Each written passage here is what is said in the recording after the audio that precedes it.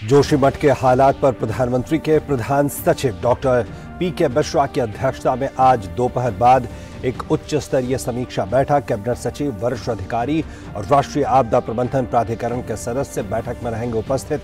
जोशीमठ में जमीन धंसने के बाद पैदा हुए हालात पर होगी विस्तृत चर्चा। मध्य प्रदेश के इंदौर में आज से 3 दिवसीय प्रवासी भारतीय दिवस सम्मेलन की हुई शुरुआत। मध्य प्रदेश के मुख्यमंत्री शिवराज सिंह चौहान, केंद्रीय मंत्री एस जयशंकर, अनुराग ठाकुर और निशित प्रामाणिक ने दीप प्रज्वलित कर समारोह की शुरुआत की। प्रधानमंत्री नरेंद्र मोदी सोमवार को करेंगे औपचारिक उद्घाटन। केंद्रीय वित्त मंत्री निर्मला सीतारमण कोटा में क्रेडिट आउटरीच कार्यक्रम में लेंगे हिस्सा। वित्त मंत्री और लोकसभा अध्यक्ष ओम बिरला प्रधानमंत्री स्वनिधि योजना और मुद्रा योजना के तहत रेहड़ी पटरी वालों, लघु उद्यमियों और पशुपालकों को ऋण वितरित करेंगे।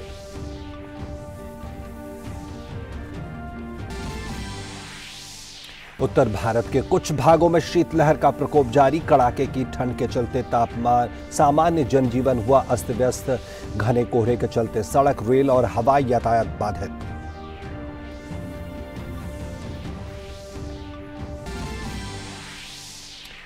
अंतर्राष्ट्रीय खबरों में चीन ने कोविड-19 महामारी के कारण अंतर्राष्ट्रीय यात्रियों पर 3 साल से लागू प्रतिबंध समाप्त करते हुए अपनी सीमाएं खोली।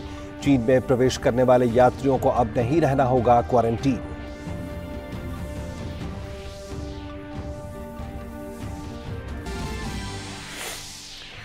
और श्रीलंका के खिलाफ 3 T20 मैचों की सीरीज पर भारत ने 2-1 से किया कब्जा। राजकोट में कल खेले गए तीसरे मैच में दर्ज की धमाकेदार जीत। 51 गेंदों में 112 रनों की नाबाद तूफानी पारी खेलने वाले सूर्य कुमार यादव बने जीत के नायक।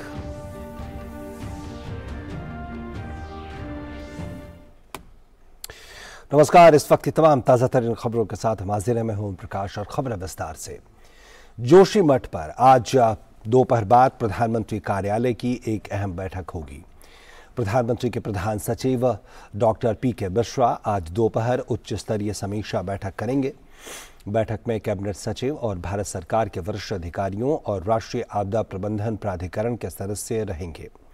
जोशीमठ के जिला पदाधिकारी भी वीडियो कॉन्फ्रेंसिंग के माध्यम से उपस्थित रहेंगे। उत्तराखंड के वरिष्ठ अधिकारी भी वीसी के माध्यम से समीक्षा बैठक में शामिल होंगे। और जोशीमठ में घरों में दरारें आने के बाद कई परिवारों को डेंजर जोन से निकाल लिया गया है, लेकिन वहां कुछ घर अभी भी ऐसे हैं जो क्षतिग्रस्त नहीं हुए हैं। इन घरों में अभी भी लोग रह रहे हैं। प्रशासन ऐसे परिवारों के लिए ड्राई राशन और उनके बच्चों के लिए दूध की व्यवस्था कर रहा है। लोगों को 24 घंटे मेडिकल की सुविधाएं दी जा रही हैं। जोशीमठ में ग्राउंड जीरो से पेश है हमारे संवाददाता नीरज सिंह की रिपोर्ट। प्रशासन उन लोगों के लिए ड्राई राशन उपलब्ध करवा रहा है कि जो लोग अपने घरों में जा सकते हैं या अपने घरों में जो खाना है वो बना सकते हैं। एक जो ड्राई राशन की एक जो किट है वो उपलब्ध कराई है। दूध मौजूद है। किन किन चीज़ों को आप लोग उपलब्ध करवा रहे हो? इसमें क्या क्या है इस पूरी किट? 5 किलो आटा है, 5 किलो चावल है, तेल है, मसाले हैं, चाय पत्ती है और ये दूध है। ये हम अभी उपलब्ध करा रहे हैं। सुबह से हम लगे हुए हैं। राहत सामग्री है सर, खाने पीने का सामान। दूध कितना दिया है? 10 पैकेट। मैं अगर आपको दिखाने की कोशिश करूं, हमारे कैमरामैन आपको दिखाएं तो ये अगर आप देखें तो ये दाल है, दाल मौजूद है। इसके अलावा ये जो ऑयल है, ऑयल यहाँ पर है। प्रशासन का ये कहना है कि जैसे जैसे इनकी ज़रूरतें होती हैं, जैसे जैसे जो लोग हैं वो प्रशासन को फ़ोन करते हैं तो उसके बाद ये जो सामान है, ड्राई सामान, उन तक पहुंचाया जाता है। एक लिस्ट तैयार की जा रही है। जिन लोगों के जो मकान हैं वो प्रभावित हुए थे, उस लिस्ट के आधार पर ही जो लोग हैं उनको कॉल किया जाता है। वो लोग यहाँ पर पहुँचते हैं।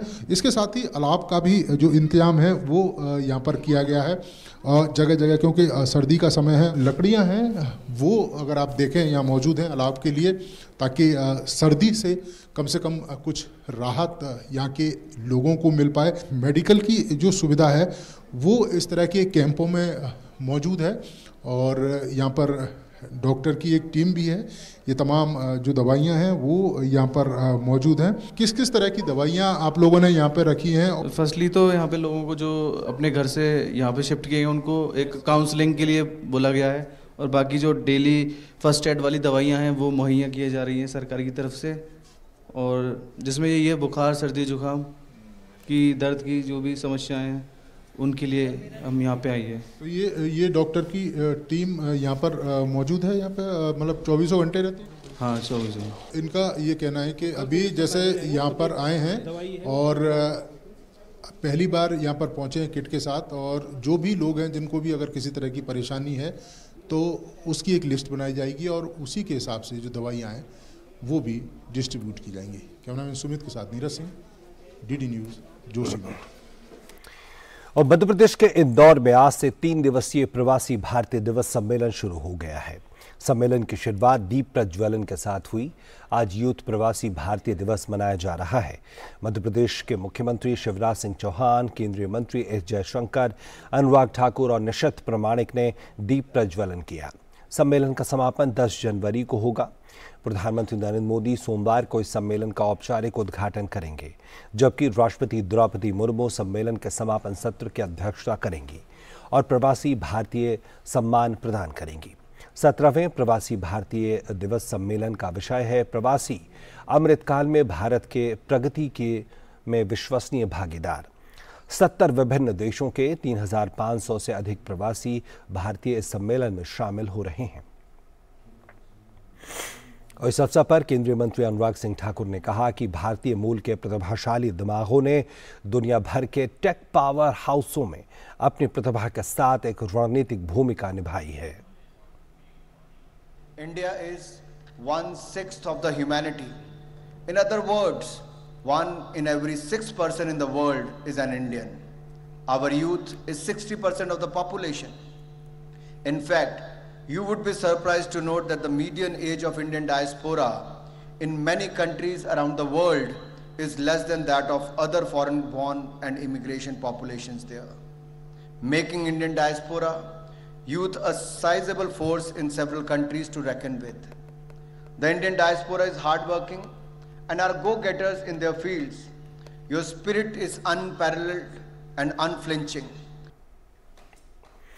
साथ ही अनुराग सिंह ठाकुर ने कहा कि भारत के युवाओं ने ही पिछले 8 वर्षों में भारत को दुनिया का तीसरा सबसे बड़ा स्टार्टअप नेशन बनाने का काम किया है। भारत के युवाओं ने ही पिछले 8 वर्षों में भारत को दुनिया का तीसरा सबसे बड़ा स्टार्टअप नेशन बनाने का काम भी किया है। 80,000 से ज्यादा स्टार्टअप्स भारत में हो गए हैं। जहां दुनिया कोविड से लड़ रही थी, भारत के युवा अपने स्टार्टअप्स को यूनिकॉर्न का दर्जा देने का काम कर रहे थे। आपदा के समय भी अवसर की बात युवाओं ने दिखाई और हमारी 50 स्टार्टअप्स को यूनिकॉर्न का दर्जा भी आपदा के समय मिला। यह दिखाता है भारत के युवाओं की क्षमता क्या है। और मध्य प्रदेश के मुख्यमंत्री शिवराज सिंह चौहान ने सम्मेलन में भारतीय युवाओं की सराहना की। उन्होंने कहा कि खेलो इंडिया से लेकर स्टार्टअप इंडिया तक भारतीय युवा अपनी प्रतिभा के बल पर नए कीर्तिमान स्थापित कर रहे हैं। साथ ही उन्होंने प्रदेश में विकसित हो रहे स्टार्टअप कल्चर को लेकर भी युवाओं की तारीफ की।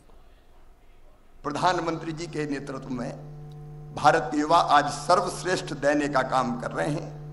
खेलो इंडिया से लेके स्टार्टअप इंडिया तक, स्किल इंडिया से लेके मेक इन इंडिया तक, अटल टिंकरिंग लैब से लेकर 5G टेक्नोलॉजी तक हर क्षेत्र ने भारतीय युवाओं ने अपनी प्रतिभा के बल पर नए रिकॉर्ड स्थापित किए हैं। अभी अनुराग जी बता रहे थे 100 से अधिक स्टार्टअप को यूनिकॉर्न और 4 स्टार्टअप्स को डेकाकॉर्न बनाया। ये इंदौर, अकेले इंदौर में 1500 से ज्यादा स्टार्टअप्स यहाँ के नौजवानों ने प्रारंभ किए हैं और मध्य प्रदेश के गांव-गांव से नौजवान निकल रहे हैं अपने इनोवेटिव आइडियाज लेके।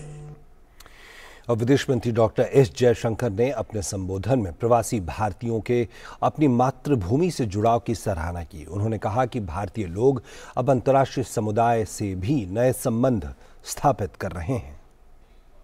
This is an era where we are increasingly confident about our prospects, and when we seek to connect more closely with the Indian community, with the international community. India has the largest diaspora in the world, and many would say the most talented. But what is perhaps unique about us is the intensity of the bonding between the community abroad and the motherland. साथ ही विदेश मंत्री ने कहा कि सरकार दुनिया में इन युवाओं को एक बेहतर और सुरक्षित वातावरण देने के लिए काम कर रही है। The younger generations are also very much in the forefront of connecting India to the world. They do so not only through their activities at home, but by studying, working, and traveling abroad. Our endeavor is therefore to maximize support for them and to ensure that they realize the benefits and achievements that are due to them. We strive to create a better workplace, a more secure traveling experience, and a non-discriminatory treatment abroad. और इंदौर में प्रवासी भारतीय दिवस सम्मेलन चल रहा है और इस मौके पर विदेश राज्य मंत्री वी मुरलीधरन से विशेष बातचीत की हमारी संवाददाता मेघना देव ने। हमारे साथ मौजूद हैं विदेश राज्य मंत्री वी मुरलीधरन। बहुत बहुत शुक्रिया सर डीडी न्यूज से बात करने के लिए। सर, आज यूथ प्रवासी भारतीय दिवस का कार्यक्रम है, अहम शुरुआत है एक तरीके से यंग डायस्पोरा से कनेक्ट करने की, क्या कहेंगे? नहीं, ये प्रवासी भारतीय दिवस कन्वेंशन के साथ उसके शुरुआत में ही हमने युवा भारतीय प्रवासी कन्वेंशन का कार्यक्रम का आयोजन किया है, जिसमें केवल देश भर से नहीं दुनिया भर से युवा, प्रवासी युवा इंदौर में आए हैं और भारत का जो विविधता है, भारत का प्रजातंत्र है, भारत का पोटेंशियल है आने वाले दिनों में, उसके बारे में वो एक्सप्लोर करे, वो अवगत हो जाए और आने वाले दिनों में उसका फायदा वो उठाए। इसी उद्देश्य के साथ हमने युवा प्रवासी भारतीय कन्वेंशन का आयोजन किया। सर देखिए, कई प्लेनरी सेशंस होने वाले हैं और सीधे लिए चलेंगे आपको कोटा, जहां क्रेडिट आउटरीच कार्यक्रम के तहत ओम बिरला लोकसभा स्पीकर संबोधन कर रहे हैं। यशस्वी वित्त और कारपोरेट मंत्री श्रीमती निर्मला सीतारमण जी पधारी है। हम सब उनका स्वागत करते हैं, अभिनंदन करते हैं। मुझे याद है ये समय उनका सबसे महत्वपूर्ण समय है, जब उनको 2023 का बजट संसद में प्रस्तुत करना है। इस महत्वपूर्ण समय पे और इस ठिठुरती ठंड के अंदर आप रात को ट्रेन से चलकर सुबह 3:30 बजे कोटा पहुंची। इससे मुझे लगता है कि वह थड़ी पर काम करने वाला, स्ट्रीट वेंडर हो, युवा हो, महिला हो, पशुपालक हो, किसान हो, उनके प्रति आपका कितना कमिटमेंट है कि आप दिल्ली से देर रात्रि को चलकर सुबह यहां पर पहुंची। और इसीलिए ये समस्त कोटा बूंदी संसदीय क्षेत्र के लोग आपका अभिनंदन करने, स्वागत करने आए हैं। मुझे याद है कि भारत के प्रधानमंत्री जी, जिन्होंने अपना जीवन गरीबी से जिया,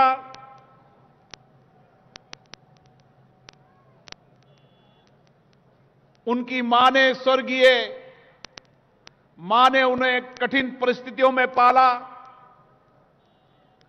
लेकिन एक कर्मयोगी की तरह जिन्होंने अपने जीवन को समाज और देश के लिए समर्पण किया, वो उस गरीब के दर्द को जानते हैं, फुटपाथ पर काम करने वाला, वह चाय वाला हो, चाय मोची हो, सब्जी बेचने वाला हो, फूल बेचने वाली हो, नाश्ता बेचने वाला हो, चाय बेचने वाला हो, हर गरीब स्ट्रीट वेंडर की उन्होंने चिंता की और पीएम स्वनिधि के माध्यम से देश का गरीब आत्मनिर्भर हो, 2 टाइम की रोटी का उसका इंतजाम हो, देश के नौजवानों को मुद्रा बैंक में लोन मिलकर वो आत्मनिर्भर खड़ा हो, स्टार्टअप के माध्यम से, कई योजनाओं के माध्यम से उनको ऋण दिलाकर वो आत्मनिर्भर खड़ा हो। ये जो मेरी महिलाएं बैठी है, जो दूर दराज के गांव से आई है, जिन्होंने इस भारत के नवनिर्माण में नया योगदान दिया है, सेल्फ हेल्प ग्रुप स्वयं सहायता समूह के माध्यम से उन्होंने दुनिया को बताया कि गांव की महिलाएं किस तरीके से छोटे छोटा काम कर कर अपने पैरों पे खड़ा होकर भारत के आर्थिक इंजन को तेज चलाने की ताकत हमारी माता बहनें रखती है। यह हमारा किसान पशुपालक जो दूर दराज के जंगलों में रहकर लोगों को दूध देने का काम करता है, आज दूर दूर से जंगलों से गांव से वह आया है। आज पशुपालक की चिंता की है तो भारत के प्रधानमंत्री जी ने की है, वित्त मंत्री जी ने की है। जब मैं शहर के अंदर स्ट्रीट वेंडरों से मिलने गया, चाय बेचने वाले, कचौरी बेचने वाले, फूल बेचने वाली, फल फ्रूट बेचने वाला, सब्जी बेचने वाला, मोची काम करने वाला, छोटे छोटे गरीब व्यक्तियों के पास में गया और मैंने कहा कि बैंक आपके द्वार पर आई है, तो उनको विश्वास नहीं हुआ। और बैंक के अधिकारियों को धन्यवाद देना चाहता हूं कि बैंक के अधिकारी भी हर ठेले वाले पर, हर छोटे दुकानदार पर पहली बार पहुंचे और उनसे आग्रह किया कि अगर आप लोन लेना चाहते हैं तो 10,000 से लेकर 50,000 से 10 लाख तक हम लोन लेकर आपको आत्मनिर्भर करना चाहते हैं, खड़े होना चाहते हैं। आप जब उन ठेले वालों के पास जाओगे, छोटे लोगों के पास जाओगे, जो रोज खाते हैं, रोज कमाते हैं, कई ठेले वाले ठेले के मालिक नहीं है, किराए पर ठेला चलाते हैं और आज के बाद वो ठेले के मालिक भी होंगे और सब्जी के मालिक भी होंगे, फ्रूट के मालिक भी होंगे, 2 टाइम की रोटी का इंतजाम करेंगे। मैंने देखा बूंदी के अंदर किस तरीके एक 20 साल की महिला ने कहा कि मैं अगरबत्ती का काम करती हूं, अगर मुझे मुद्रा बैंक से लोन मिल जाएगा तो 2 मशीन और खरीदकर मैं अपने पैरों पे खड़ी होंगी। इस तरीके से इन छोटे छोटे गरीब व्यक्तियों को जो फुटपाथ पर बैठकर काम कर रहे हैं, जिनका कभी पति बैठता है, कभी घर की महिला बैठती है, कभी बच्चा बैठता है, 24 घंटे लोगों की सेवा करने का काम करते हैं, उनको जब 10,000 से 50,000 का लोन मिलेगा तो वह अपनी आमदनी को बढ़ा पाएंगे, आर्थिक तंत्र को मजबूत कर पाएंगे। और इसी तरीके से हमारे युवा मुद्रा बैंक के माध्यम से 50,000 से लेकर 10 लाख तक का ऋण लेकर अपने मालिक होंगे, लोगों को रोजगार देने का काम करेंगे। यह भारत के प्रधानमंत्री और वित्त मंत्री जी का सपना है। और इसी तरीके से हमारे सेल्फ हेल्प ग्रुप की जो महिलाएं बैठी है, आने वाले समय में बैंकों ने कहा है कि हम कोटा से एक मॉडल शुरू करेंगे कि किस तरीके से सेल्फ हेल्प ग्रुप की हर महिला गांव में रहकर 400 से 500 रुपया रोज खुद कमाए और अपने सेल्फ हेल्प ग्रुप को मजबूत कर हर छोटे छोटे, चाहे वह फूड प्रोसेसिंग का काम हो, चाहे दूध बेचने का काम हो। अभी वित्त मंत्री जी कह रही थी कि इन महिलाओं को जो पशुपालन का काम भी करती है, इनको अगर एफपीओ बना दें, छोटे छोटे ग्रुप बना दें, तो आने वाले समय में कोटा के अंदर ये महिलाएं दुनिया के अंदर बताएगी कि किस तरीके से हमने रोज दूध बेचकर और सामूहिक कलेक्शन कर अमूल से बड़ा एक प्रोडक्ट खड़ा करने का काम किया। और इसी तरीके से ये पशुपालक, ये कोटा वह शहर है, ये बूंदी वह जिला है जहां पर पानी है, घास है, लेकिन मारवाड़ से फिर भी हमारा पशुपालक कम है। ये मन में हमेशा मेरे पीड़ा थी कि हम किस तरीके से इन पशुपालकों को आत्मनिर्भर बनाएं। मैं गुजरात के अंदर गया हूं, मैंने गुजरात में देखा है कि हर घर के अंदर पशुपालक 10 से 15 से 25 हजार रुपया छोटे छोटे पशु पाल कर कमाने का काम करता है। और किसी ने तो अमूल को शुरू किया होगा। आज दुनिया के अंदर, विश्व के अंदर अमूल के प्रोडक्ट बिकते हैं और आने वाली समय में वित्त मंत्री जी का सपना है ये महिलाएं अमूल के प्रोडक्टों को इस देश में भी बेचेगी और विश्व के अन्य देशों में बेचने का काम भी करेगी, तो कोटा की धरती से शुरू करेगी। और इसीलिए चाहे पशुपालक हो, आज बड़ी मात्रा में पशुपालक आए हैं। मैं आपसे आग्रह करना चाहता हूं, सरकार ने योजनाएं शुरू की है, जिन लोगों का रजिस्ट्रेशन हो चुका है ठीक है, नहीं तो आपकी गांव के अंदर बैंक आएगी, हर पशुपालक से संपर्क करेगी और पशुपालकों को वह पशुपालने के शेड, चारा, अन्न व्यवस्था करने का काम भी करेंगी। ये पशुपालक क्रेडिट कार्ड योजना का सबसे बड़ा लाभ अगर देश के अंदर मिला है तो कोटा के अंदर मिला है, इससे बड़ा लाभ कहीं मिलने वाला नहीं। मुझे कल बैंक के अधिकारी बता रहे थे कि इतना बड़ा आउटरीच क्रेडिट मिला देश में कहीं नहीं रहा। 25 साल 30 साल नौकरी करते हो गए, लेकिन आज मैं वित्त मंत्री जी को धन्यवाद देना चाहता हूं।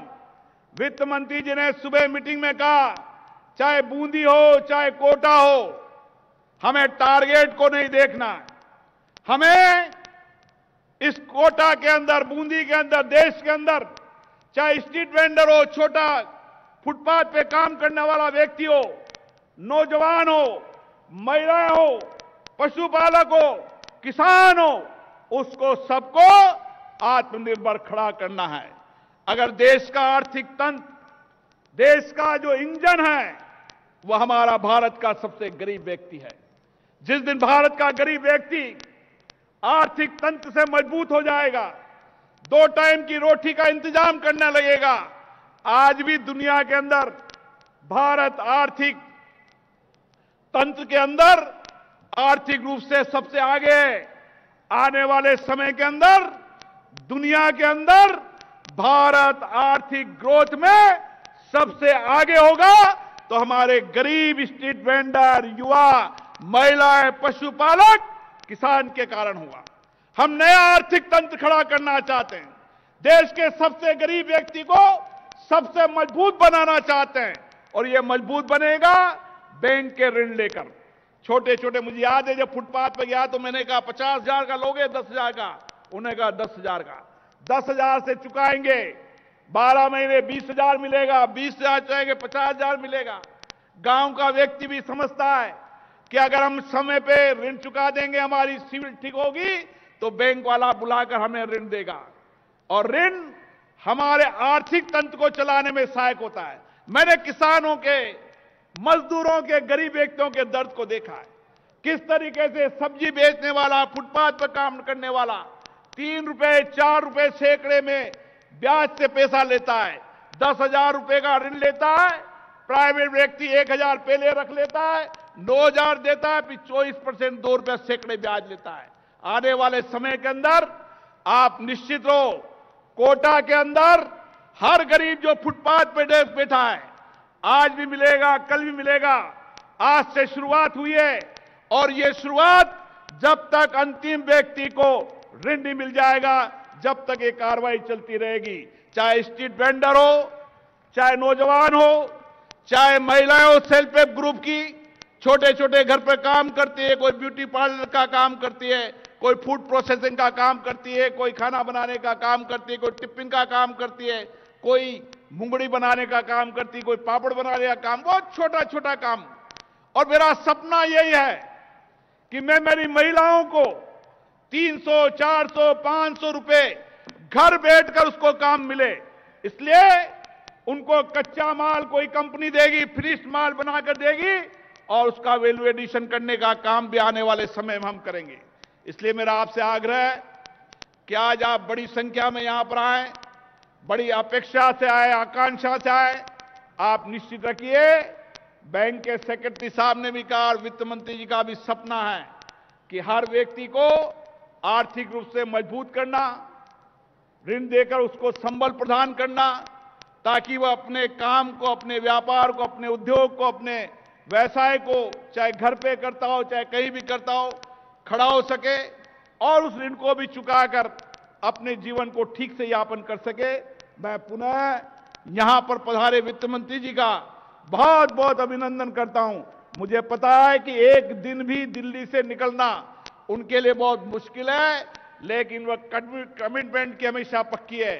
उन्होंने कहा मैं ट्रेन से आऊंगी, सुबह जल्दी उतरूंगी, लेकिन मैं किसान, मजदूर, नौजवान, गरीब के लिए हमेशा मेरा जीवन समर्पित रहा है। मैं पुनः उनको बहुत बहुत साधुवाद देता हूं, बधाई देता हूं। बहुत बहुत धन्यवाद। आप निश्चित रखिए, जो लोग यहां आए अपना रजिस्ट्रेशन कराए, नहीं तो नाम पता टेलीफोन लग गया है। हर गांव के अंदर आने वाले समय अभियान चलेगा, बैंक के अधिकारी आप तक पहुंचेंगे और जिन लोगों के फार्म जमा है, ऋण नहीं मिले हैं, उनको भी सबको ऋण मिलेगा और कोई कमी होगी तो उसकी पूर्ति होगी। लेकिन आप निश्चित मानो, सरकार का मत स्पष्ट है कि गरीब से गरीब व्यक्ति को भी आर्थिक संबल देकर भारत के ग्रोथ इंजन को मजबूत खड़ा किया जाए। यही आप सबका बहुत बहुत धन्यवाद। जय हिंद। कोटा से क्रेडिट आउटरीच प्रोग्राम का सीधा प्रसारण आप देख रहे थे, जहां पर ओम बिरला ने कहा कि सरकार का पूरा प्रयास है कि जो छोटे व्यवसायी हैं, जो वेंडर्स हैं, छोटे वेंडर्स हैं, उन्हें किस तरह से सुविधा प्रदान की जा सके, उनके जो व्यवसाय हैं उसमें विस्तार के लिए उन्हें जो ऋण मिलता है उसकी आसानी के लिए, और किस तरह से जो उनको उनके व्यवसाय में समस्याएं आती हैं उनको हल करने के उद्देश्य से प्रधानमंत्री की जो ये सोच है, प्रधानमंत्री का जो ये विजन है, इसे ज़मीनी रूप पर किस तरह से इम्प्लीमेंट किया जा रहा है, किस तरह से जो छोटे व्यवसायी हैं उनको फ़ायदा पहुँचाया जा रहा है। क्योंकि सरकार का लक्ष्य है कि हर आदमी तक, हर गरीब तक सरकार की योजनाएं पहुँचें, उनका लाभ मिले और उनके लिए जो विशेष प्रावधान किए गए हैं उनका वो फ़ायदा उठा सके। विशेषकर जो छोटे व्यवसायी हैं, विशेषकर जो छोटे वेंडर्स हैं उनके लिए, और उन्हें जो है ऋण आसानी से मिल सके और वो अपने व्यवसाय को बढ़ा सके। और इसी प्रोग्राम में हम फिर से आपको ले चलते हैं जहां पर निर्मला सीतारमण अब अपना संबोधन देंगी। माननीय लोकसभा अध्यक्ष श्री ओम बिरला जी और सांसद सदस्य और वरिष्ठ नेतागण जो मंच पर है, और मेरे सामने बड़ी संख्या में महिलागण जो आए हैं इधर, और कोटा बूंदी से आए हुए हर एक निवासियों को मेरा सर झुक करके नमस्कार। आज इस विशाल सभा में भाग लेने में मुझे बहुत अत्यंत खुशी है। माननीय स्पीकर साहब पिछले 1-1.5 साल से मेरे से बहुत बात करते थे। जब एक एमपी, सांसद सदस्य स्पीकर बन जाते हैं, वो पार्टी के राजनीति से उठ करके पूरे देश का संभालते हैं। लोकसभा में हर पार्टी के चुने हुए नेता हैं जो जनता चुनकर उनको लोकसभा तक पहुंचाते हैं।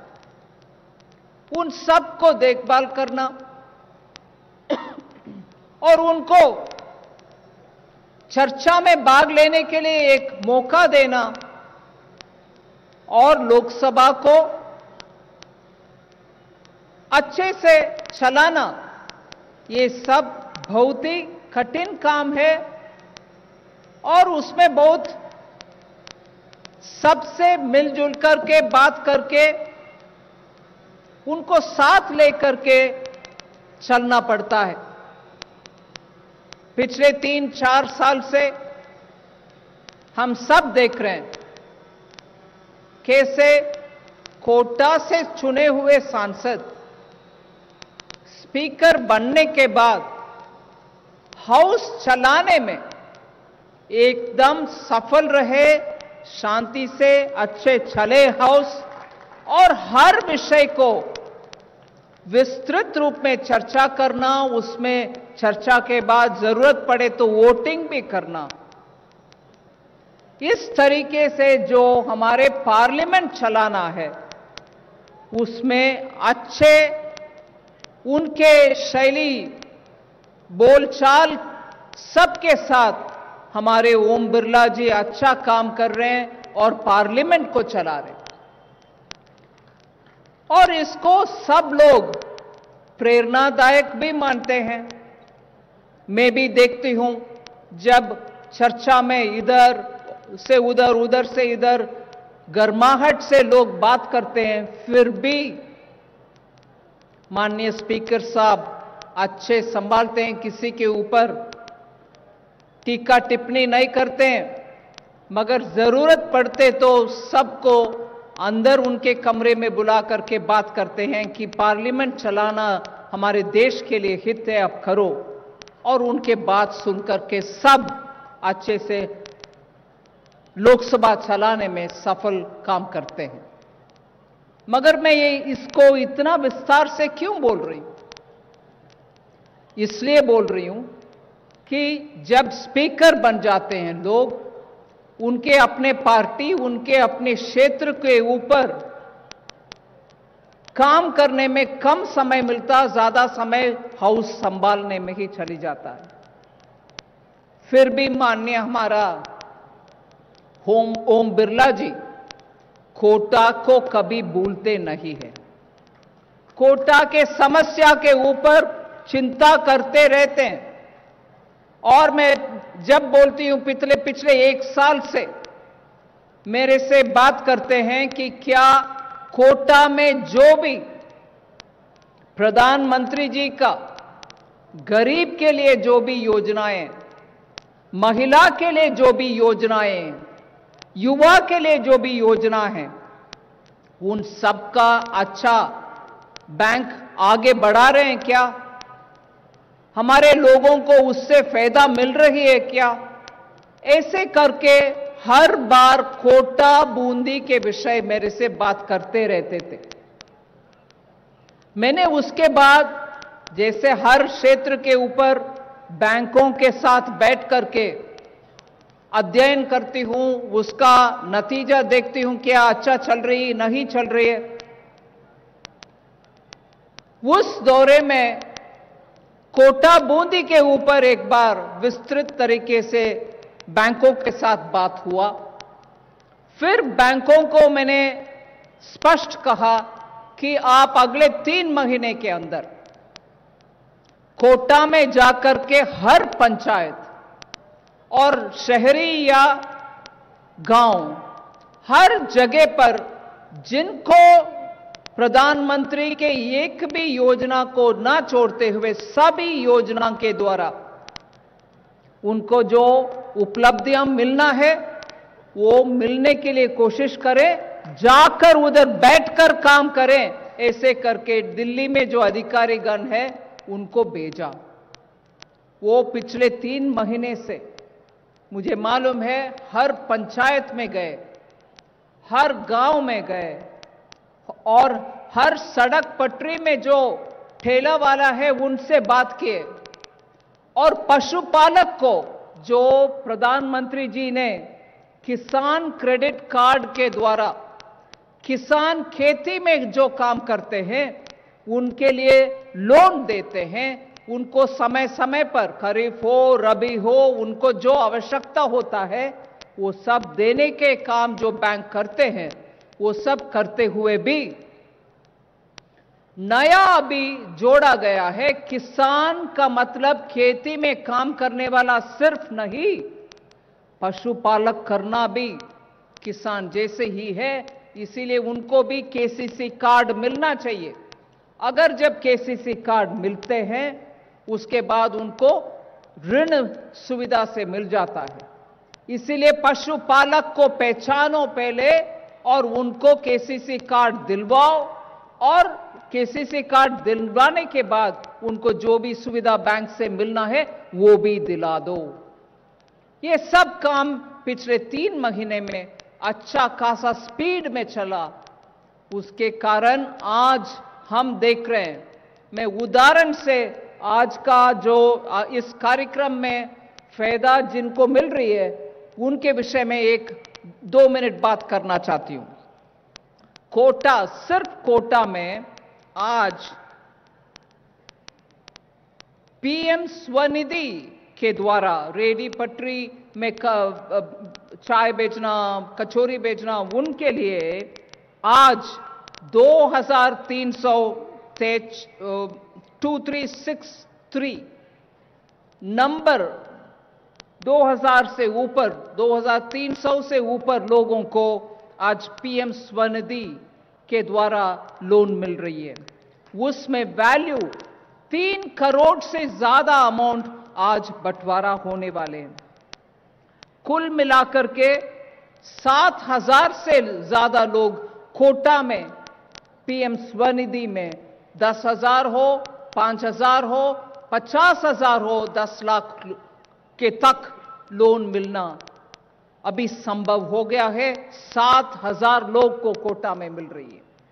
और इसमें एक विषय में जरूर दोबारा बोलना चाहती हूं, ये पीएम स्वनिधि लोन में आप सामने आकर के कोई कागज, सोना, जमीन कुछ गिरवी रखने का आवश्यकता नहीं है। प्रधानमंत्री नरेंद्र मोदी जी ने पहले ही बोले कि प्रधानमंत्री जी का गारंटी है इस लोन में, इसलिए आप गारंटी के नाम पर कुछ भी कागज सामने रखने का आवश्यकता नहीं है, आपको सीधा लोन मिलता है। ऐसे ही मुद्रा लोन जिसमें महिला के भागीदारी भी, महिला ज्यादा उपलब्धि लेते हैं, उसमें भी आज 3700 से ज्यादा महिलाओं को और पुरुष का भी मुद्रा लोन मिलने वाले हैं। उससे 40 करोड़ रुपया आज सैंक्शन हो रही है, जिनको भी उपलब्धि मिलने वाले हैं उनके लिए। इसी तरीके से स्टार्टअप के लिए पूरे भारत देश में प्रधानमंत्री जी अच्छा प्रोत्साहन देते हैं। स्टार्टअप के द्वारा आज भारत देश में एक बड़ा सा रेवोल्यूशन ही हो रही है। मगर क्या ये स्टार्टअप पूरे शहरों में रहने वाले के लिए, गांव में रहने वाले महिला या पुरुष के लिए नहीं है क्या? बिल्कुल ऐसे नहीं है। गांव में रहने वाले भी स्टार्टअप शुरू कर सकते हैं। आज कोटा में स्टैंड अप, जो गांवों में स्टार्टअप का स्टैंड अप बोलते हैं, स्टैंड अप के नाम पर 20 लोगों को गांवों में ब्रांचेस के द्वारा 2 करोड़ के करीब आज सैंक्शन हो रही है। फिर सबसे बड़ा विषय आज मैं आपके सामने बोलने वाली हूं। हर बैंक के द्वारा एक टारगेट होता है, इस इलाके में इतना अमाउंट लोन दे दो, किसान के लिए इतना, पशुपालक के लिए इतना, मत्स्यकार के लिए इतना, ऐसे करके। कोटा के लिए 10 करोड़ का टारगेट पशुपालन के लिए। मैं आज बहुत ही आनंद से ये विषय कहना चाहती हूं, आज 7,000 लोग से ज्यादा पशुपालन में आज लोन मिलने वाले हैं। और 10 करोड़ का टारगेट जहां हम शुरुआत में इस साल के शुरू में हमारे सामने था 10 करोड़, आज वो टारगेट पार करते हुए 6 गुना ज्यादा कोटा में एनिमल हस्बेंड्री मतलब पशुपालक के लिए दिया जा रहा है। 10 करोड़ का टारगेट आज पूरे 120 के ज्यादा अमाउंट दे दिया। सिर्फ आज 68 करोड़ का बंटवारा होने वाले हैं। जहां 10 करोड़ से शुरू किए हमने इस साल सिर्फ कोटा के लिए, आज सिर्फ कोटा के लिए 68 करोड़ आज पशुपालक के लिए दे रहे हैं। ऐसे ही किसान वाला और ट्रैक्टर खरीदने के लिए बहुत सारे स्टॉल्स बैंकों ने लगाया। 50 से ज्यादा आप देख सकते हैं बैंकों के स्टॉल से इधर जाकर के आप रजिस्टर भी कर सकते हैं, उधर से लोन भी ले सकते हैं। ऐसे ट्रैक्टर खरीदना या कुछ घर में रिपेयर करना, इन सभी के नाम पर आज हमने 9,000 लोगों को आज दे रहे हैं क्रेडिट सैंक्शन, चाहे वो ट्रैक्टर के लिए हो, घर रिपेयर के लिए हो, कुछ और कारण के लिए हो। और उसमें सिर्फ कोटा के लिए आज रिटेल लोन के नाम पर 700 करोड़ रुपया आज ऋण बंटवारा होने वाले हैं। ऐसे करके पूरे आज के एक दिन में 1500 करोड़ का सैंक्शन लेटर हम आप सबको बंटवारा कर रहे हैं। 2500 am I right 1500 के ज्यादा लोन, 2500 करोड़ से ज्यादा सिर्फ आज एक दिन कोटा के महिला और पुरुष के लिए ऋण सैंक्शन लेटर आज हम दे रहे हैं। मैं सिर्फ इतनी डेटा इसीलिए दी क्योंकि डेटा के साथ बोलने में एक पार्लियामेंट क्षेत्र में कितने विस्तार से गरीब का, महिला का, किसान का, पशुपालक का, सबके लिए माननीय प्रधानमंत्री जी का गारंटी के साथ आप आगे एक कागज ना देते हुए आपको बैंक के द्वारा अच्छे रेट ऑफ इंटरेस्ट में, ब्याज कम दर में आपको लोन मिल रही है। इससे छोटे छोटे कस्बों में भी बिजनेस चलाने में आसानी होगा, सुविधा होगा। जैसे माननीय स्पीकर साहब जब उनके भाषण में बोल रहे थे, मैं इधर आए हुए हर महिला से हाथ जोड़ करके विनती करती हूं, आप फार्मर प्रोड्यूसर ऑर्गेनाइजेशन FPO जो हम बोलते हैं, वो छोटे छोटे गांवों में भी बनाइए। बैंक के द्वारा आपको मदद मिलेगा और उसके द्वारा आपके जो भी प्रोडक्ट हो, वो दूध हो या आप गांव में जो भी किसान के द्वारा उत्पादन होते हैं, उस प्रोडक्ट का स्टोरेज भी बनाइए। वो स्टोरेज में दान को रख करके बाद में बेचे। उन सभी विषयों के लिए नाबार्ड के द्वारा लोन मिलता है। महिला स्वयं स्वच्छता ग्रुप, वो सब SHG के द्वारा भी इनको लोन मिलता है। आप अपने गांव में बैठ करके उधर छोटा सा जो काम करते हैं उससे पूरे आप लाभ उठा सकते हैं। बैंक आपके यहां आते हैं, आपके घर तक पहुंचते हैं और जो प्रधानमंत्री जी के द्वारा लोन है वो आप तक पहुंचेगा। इसीलिए मैं मानती हूं इससे ज्यादा आज माननीय स्पीकर साहब के प्रयत्न के लिए मैं उनको बधाई देती हूं और उनके प्रयत्न द्वारा बैंकों के काम और विस्तार से बढ़ने का एक मौका हमें मिला है। इस मौका के लिए मैं स्पीकर साहब का धन्यवाद कहती हूं और उसका भरपूर फायदा उठाना महिला से मैं रिक्वेस्ट पर्टिकुलरली करती हूं कि आप आगे आइए, बैंक भी आपके साथ काम करेगी और उससे कोटा आज एक बड़ा सा रेवोल्यूशन जैसे आगे बढ़ना चाहिए। महिला और पुरुष का आर्थिक व्यवस्था में बैंकों का रोल बहुत बड़ा है। इसका पूरे फायदा आप लोग उठाना चाहिए। हम आपके साथ हैं। धन्यवाद, नमस्कार। केंद्रीय वित्त मंत्री सीतारमण, जिन्होंने क्रेडिट आउटरीच प्रोग्राम कोटा में अपना संबोधन दिया, उन्होंने कहा कि पूरी तरह से किस तरह से जो लाभ है इन योजनाओं का कोटा के लोगों को पहुंचे, इसके लिए पहले से ही कई जो प्लानिंग थी उस पर काम किया गया है। उन्होंने कहा कि जो तमाम बैंकर्स थे उनके साथ उन्होंने बातचीत की और विभिन्न क्षेत्रों का उन्होंने मंथन किया और इसके बाद उन्होंने उनसे कहा कि वो जाकर पंचायत में जाकर जो छोटे व्यवसायी हैं, छोटे वेंडर्स हैं, जो किसान हैं, किसानों को भी उन्होंने कहा कि जो पशुपालक हैं वो भी किसान की श्रेणी में आते हैं, उनके बारे में बातचीत करें, उन्हें देखें कि किस तरह से उनको ज़रूरत है और किस तरह से उनको ऋण उपलब्ध कराया जा सकता है। और इसके साथ ही उन्होंने ये भी कहा कि तमाम योजनाओं पर काम करने के बाद आज कोटा के लिए एक बड़ा दिन है। उन्होंने बहुत सारे डेटा भी दिए और उसमें उन्होंने बताया कि किस तरह से जो महिलाएं हैं उनको आज लाभ मिल रहा है। अगर ऋण की बात करते हैं, जो पुरुष हैं उनको लाभ मिल रहा है, जो छोटे व्यवसायी हैं उनको लाभ मिल रहा है। उन्होंने बताया कि 9,000 लोगों के लिए जो आज के दिन है वो क्रेडिट सैंक्शन किया गया है और 7 करोड़ रुपए रिटेल के लिए, इससे ज़्यादा 2500 करोड़ रुपए के ऋण सैंक्शन जो हैं वो आज के लिए रखे गए हैं। साथ ही उन्होंने ये कहा कि प्रधानमंत्री का लक्ष्य है कि हर आदमी सशक्त बने, आर्थिक रूप से हर गरीब सशक्त बने, हर छोटा व्यवसायी अपने कारोबार को आगे बढ़ाए और उसको लेकर ये काफ़ी महत्वपूर्ण है। आगे बढ़ेंगे खबरों में, लेकिन उससे पहले ले लेते हैं एक ब्रेक। आप देखते रहिए डीडी न्यूज़। पहाड़ियों में या ऊंचे प्रदेशों में रहने वाले लोग ठंड के आदी होते हैं, फिर भी शीतलहर उनके लिए जानलेवा हो सकती है। सबसे बड़े खतरे हैं शरीर का तापमान कम हो जाना, फ्रॉस्ट बाइट और फेफड़ों में सुजन आना। बाहर जाने से पहले मौसम पूर्वानुमान से वाकिफ होना अनिवार्य है।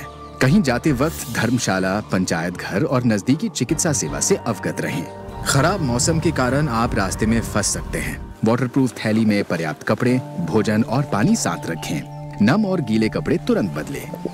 गर्म पेय पीते रहें, शराब पीना टालें। फर्स्ट एड सीखें और आपातकालीन चिकित्सा किट साथ रखें। अत्यधिक ठंड से बुजुर्ग, बच्चे और बीमार ज्यादा प्रभावित होते हैं। घर को गर्म रखें। पहाड़ी इलाकों में ऑक्सीजन की कमी और सांस लेने में दिक्कत हो सकती है। आपातकालीन स्थिति में एम्बुलेंस बुलाएं या स्थानीय हेल्पलाइन से संपर्क करें। सतर्क रहें, सुरक्षित रहें। NDMA एवं IIPHG द्वारा जनहित में जारी। ब्रेक के बाद फिर से आपका स्वागत है। आगे बढ़ते हैं। जोशीमठ में घरों में दरारें आने के बाद कई परिवारों को डेंजर जोन से बाहर निकाल लिया गया है, लेकिन वहां कुछ घर अभी भी ऐसे हैं जो अभी उतने क्षतिग्रस्त नहीं हुए हैं। इन घरों में अभी भी लोग रह रहे हैं। प्रशासन ऐसे परिवारों के लिए ड्राई राशन और उनके बच्चों के लिए दूध की व्यवस्था कर रहा है। लोगों को 24 घंटे मेडिकल की सुविधा भी दी जा रही है। जोशीमठ में ग्राउंड जीरो से पेश है हमारे संवाददाता नीरज सिंह की ये रिपोर्ट।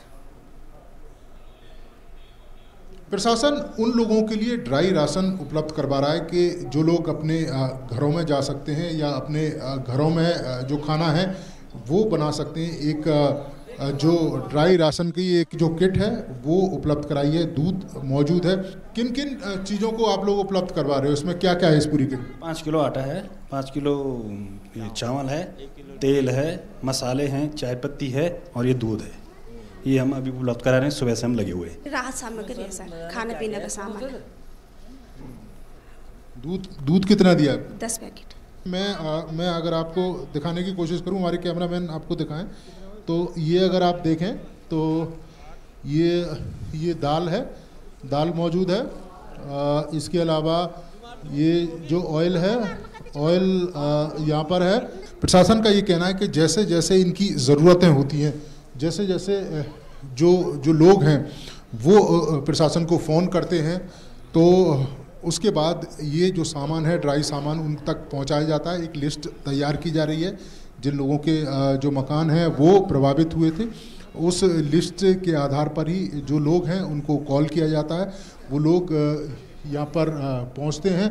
इसके साथ ही अलाव का भी जो इंतजाम है वो यहाँ पर किया गया है। जगह जगह, क्योंकि सर्दी का समय है, लकड़ियां हैं वो अगर आप देखें यहाँ मौजूद हैं अलाव के लिए, ताकि सर्दी से कम कुछ राहत यहाँ के लोगों को मिल पाए। मेडिकल की जो सुविधा है वो इस तरह के कैंपों में मौजूद है और यहाँ पर डॉक्टर की एक टीम भी है। ये तमाम जो दवाइयाँ हैं वो यहाँ पर मौजूद हैं। किस किस तरह की दवाइयाँ आप लोगों ने यहाँ पे रखी हैं? फर्स्टली तो यहाँ पे लोगों को जो अपने घर से यहाँ पे शिफ्ट किए हैं उनको एक काउंसलिंग के लिए बोला गया है और बाकी जो डेली फर्स्ट एड वाली दवाइयाँ हैं वो मुहैया की जा रही हैं सरकार की तरफ से, और जिसमें ये बुखार, सर्दी, जुकाम की, दर्द की जो भी समस्याएँ हैं उनके लिए हम यहाँ पे आए हैं। तो ये डॉक्टर की टीम यहाँ पर मौजूद है, यहाँ पे मतलब 24 घंटे रहते हैं? हाँ, 24। इनका ये कहना है कि अभी जैसे यहाँ पर आए हैं और पहली बार यहाँ पर पहुँचे हैं किट के साथ, और जो भी लोग हैं जिनको भी अगर किसी तरह की परेशानी है तो उसकी एक लिस्ट बनाई जाएगी और उसी के हिसाब से जो दवाइयाँ हैं वो भी डिस्ट्रीब्यूट की जाएंगी। कैमरामैन सुमित के साथ नीरज सिंह, डीडी न्यूज़, जोशीमठ। मध्य प्रदेश के इंदौर में आज से 3 दिवसीय प्रवासी भारतीय दिवस सम्मेलन शुरू हो गया। सम्मेलन की शुरुआत दीप प्रज्वलन के साथ हुई। आज यूथ प्रवासी भारतीय दिवस मनाया जा रहा है। मध्य प्रदेश के मुख्यमंत्री शिवराज सिंह चौहान, केंद्रीय मंत्री एस जयशंकर, अनुराग ठाकुर और निशीथ प्रामाणिक ने दीप प्रज्वलन किया। सम्मेलन का समापन 10 जनवरी को होगा। प्रधानमंत्री नरेंद्र मोदी सोमवार को इस सम्मेलन का औपचारिक उद्घाटन करेंगे, जबकि राष्ट्रपति द्रौपदी मुर्मू सम्मेलन के समापन सत्र की अध्यक्षता करेंगी और प्रवासी भारतीय सम्मान प्रदान करेंगी। 17वें प्रवासी भारतीय दिवस सम्मेलन का विषय है प्रवासी अमृतकाल में भारत की प्रगति में विश्वसनीय भागीदार। 70 विभिन्न देशों के 3500 से अधिक प्रवासी भारतीय इस सम्मेलन में शामिल हो रहे हैं। इस अवसर पर केंद्रीय मंत्री अनुराग सिंह ठाकुर ने कहा कि भारतीय मूल के प्रतिभाशाली दिमागों ने दुनिया भर के टेक पावर हाउसों में अपनी प्रतिभा के साथ एक रणनीतिक भूमिका निभाई है। India is 1/6 of the humanity. In other words, 1 in every 6 person in the world is an Indian. Our youth is 60% of the population. In fact, you would be surprised to note that the median age of Indian diaspora in many countries around the world is less than that of other foreign-born and immigration populations there, making Indian diaspora youth a sizable force in several countries to reckon with. The Indian diaspora is hardworking and are go-getters in their fields. Your spirit is unparalleled and unflinching. Anurag Thakur ने कहा कि भारत के युवाओं ने ही पिछले 8 वर्षों में भारत को दुनिया का तीसरा सबसे बड़ा स्टार्टअप नेशन बनाने का काम किया है। भारत के युवाओं ने ही पिछले 8 वर्षों में भारत को दुनिया का तीसरा सबसे बड़ा स्टार्टअप नेशन बनाने का काम भी किया है। 80,000 से ज्यादा स्टार्टअप्स भारत में हो गए हैं। जहां दुनिया कोविड से लड़ रही थी, भारत के युवा अपनी स्टार्टअप्स को यूनिकॉर्न का दर्जा देने का काम कर रहे थे। आपदा के समय भी अवसर की बात युवाओं ने दिखाई और हमारी 50 स्टार्टअप्स को यूनिकॉर्न का दर्जा भी आपदा के समय मिला। ये दिखाता है भारत के युवाओं की क्षमता क्या है।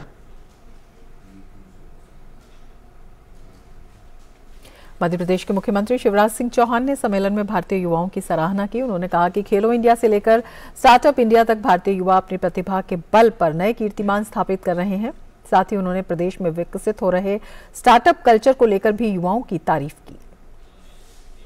प्रधानमंत्री जी के नेतृत्व में भारत के युवा आज सर्वश्रेष्ठ देने का काम कर रहे हैं। खेलो इंडिया से लेके स्टार्टअप इंडिया तक, स्किल इंडिया से लेके मेक इन इंडिया तक, अटल टिंकरिंग लैब से लेकर 5G टेक्नोलॉजी तक हर क्षेत्र ने भारतीय युवाओं ने अपनी प्रतिभा के बल पर नए रिकॉर्ड स्थापित किए। अभी अनुराग जी बता रहे थे 100 से अधिक स्टार्टअप को यूनिकॉर्न और 4 स्टार्टअप्स को डेकाकॉर्न बनाया। ये इंदौर, अकेले इंदौर में 1500 से ज्यादा स्टार्टअप्स यहाँ के नौजवानों ने प्रारंभ किए हैं और मध्य प्रदेश के गांव-गांव से नौजवान निकल रहे हैं अपने इनोवेटिव आइडियाज लेके। विदेश मंत्री डॉक्टर एस जयशंकर ने अपने संबोधन में प्रवासी भारतीयों के अपनी मातृभूमि से जुड़ाव की सराहना की। उन्होंने कहा कि भारतीय लोग अब अंतर्राष्ट्रीय समुदाय से भी नए संबंध स्थापित कर रहे हैं। this is an era where we are increasingly confident about our prospects, and when we seek to connect more closely with the Indian community, with the international community. India has the largest diaspora in the world, and many would say the most talented. But what is perhaps unique about us is the intensity of the bonding between the community abroad and the motherland. विदेश मंत्री ने कहा कि सरकार दुनिया में इन युवाओं को एक बेहतर और सुरक्षित वातावरण देने के लिए काम कर रही है। The younger generations are also very much in the forefront of connecting India to the world.